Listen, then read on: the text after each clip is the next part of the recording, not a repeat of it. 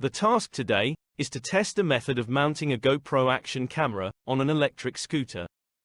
3D printing is a viable option to make a bracket that is strong enough and rigid enough to get reasonable results. The selected design for a front-mounted bracket gives you an unimpeded road view, which is useful in many contexts. This is how the bracket was made. While PLA and PLA Plus are both very useful and easy to print filaments, in this context they are not the right choice, as they are subject to fracturing under impact loads. The choice here is to print the parts in PETG, as it has a far higher impact resistance and an elongation factor that will stretch rather than snap. Getting this design factor right will save you from throwing an expensive GoPro camera down the road if you hit a bad bump.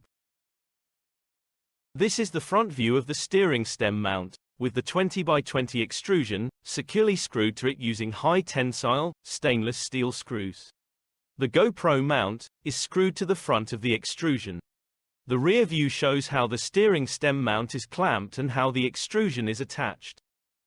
The things being tested with this road test is how the GoPro performs under normal riding conditions. This is a lap of the walking path of my local park. Things to look out for is jitter over rough road surfaces, and how the footage looks when going over a speed bump or a larger bump in the road. This particular scooter has a hard front suspension and will transfer road shock through the steering stem to the camera and its mount. The upside of a rigid mount is it does not pitch fore and aft over irregular surfaces, but the downside is road noise is picked up by the camera, and you can get some jitter if the road surface is rough.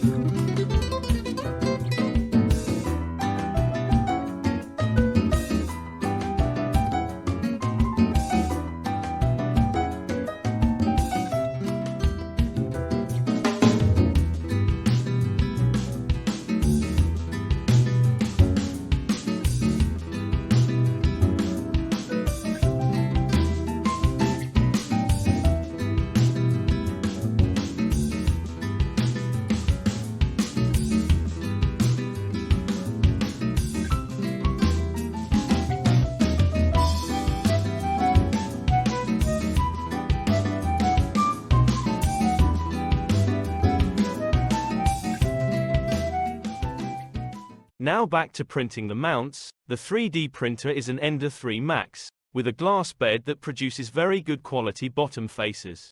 The adhesive is Vision Miners nano adhesive, and while it is unreasonably expensive, it works well and is no big deal to remove the finished print, and if you use it carefully, it lasts a long time.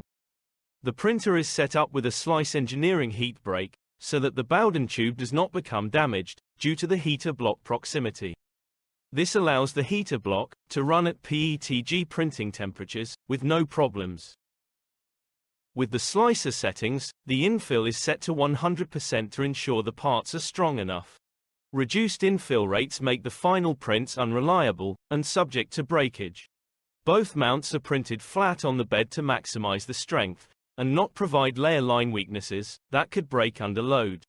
The printing and bed temperatures will depend on how the 3D printer is set up, but with this Ender 3 Max, nozzle at 240 centigrade and the bed at 75 centigrade work okay, and are within the specifications provided by the manufacturer, or Aram in Melbourne.